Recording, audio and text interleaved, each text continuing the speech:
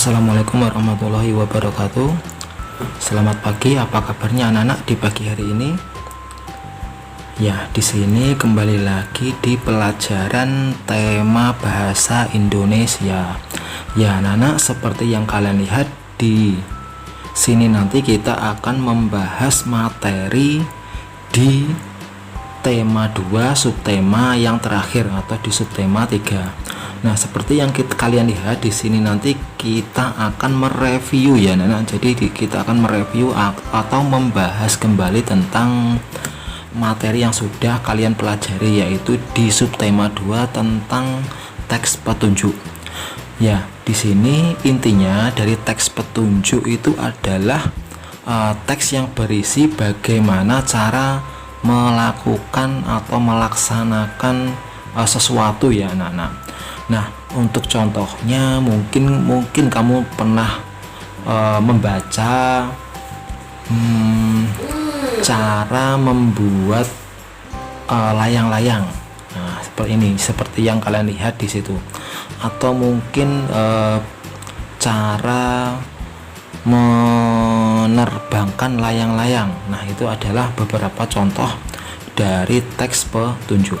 Ya, anak-anak, untuk teks petunjuk itu sendiri mempunyai struktur teks ya, anak. Struktur teks itu apa ya? Struktur teks itu adalah bagian-bagian yang membangun teks itu sendiri. Nah, untuk di pelajaran di SD ini, anak-anak, untuk struktur teksnya itu mungkin masih dalam sederhana ya, anak-anak.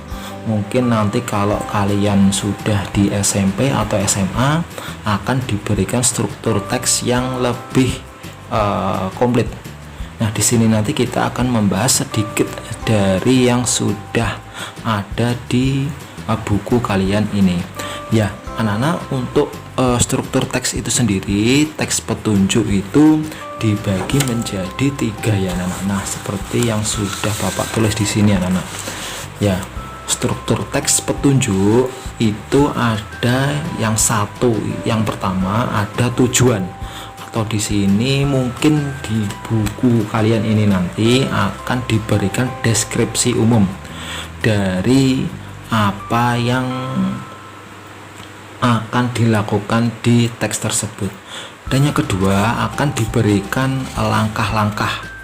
langkah-langkah bagaimana cara mengerjakan atau melakukan yang ada di teks tersebut.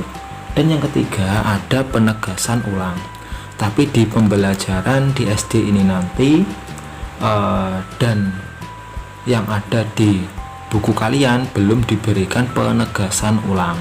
Tapi kalian bisa mengingat di sini bahwa struktur teks petunjuk itu, atau di sini kalau kalian nanti mempelajari di SMP atau SMA, teks petunjuk ini bisa disebut juga dengan teks prosedur ya, anak-anak. Ada 3 ini, ada tujuan, langkah-langkah, penegasan ulang. Ya, yang pertama Bapak akan jelaskan dulu untuk tujuan. Di situ adalah pengertiannya adalah hasil akhir yang ingin dicapai jika mengikuti langkah-langkah dalam sebuah teks petunjuk atau teks prosedur ini.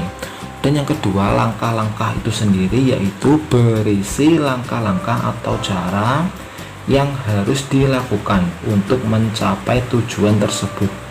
Untuk hasil yang maksimal, bagian ini wajib ditulis dan disusun secara urut. Dan yang ketiga ada penegasan ulang. Nah, penegasan ulang ini merupakan harapan atau manfaat jika langkah-langkah dalam teks petunjuk atau prosedur ini dilakukan dengan baik. Ya, anak-anak, seperti yang sudah Bapak sampaikan di depan tadi, teks petunjuk yang akan kalian bahas di sini nanti adalah masih sederhana ya, anak-anak, bukan komplit yang seperti kalian lihat di sini. Tapi nggak apa-apa, kalian perlu tahu bahwa struktur teks petunjuk atau prosedur ini ada 3 macam ini, ada tujuan, langkah-langkah, dan penegasan ulang. Mari kita bahas sedikit yang ada di buku kalian. Ya, anak coba kalian buka buku kalian di halaman 85. Ya, di 85 ini ada teks petunjuk bagaimana cara membuat layang-layang atau layangan. Nah, di sini yang pertama ini sudah diberikan tujuan atau deskripsi umum ya anak-anak. Nah, jadi sebelum kalian membuat layang-layang, di teks petunjuk ini diberikan deskripsi umum atau tujuan. Tapi di buku kalian ini lebih cenderung ke deskripsi umum. Apa sih pengertian atau ya sedikit informasi dari layang-layang itu sendiri. Dan yang kedua di sini ada poin kedua tadi, yaitu tentang langkah-langkah ya. Nah, langkah-langkah di sini pastinya diawali dengan alat dan bahannya. Di sini sudah diceritakan bahwa bagaimana cara membuat layang-layang ini, disediakan alat dan bahannya. Nah, di sini ada, bisa kamu baca sendiri dari nomor 1 sampai nomor 9. Nah, selanjutnya di sini diberikan juga cara kerjanya ya anak-anak. Nah, cara kerjanya bagaimana cara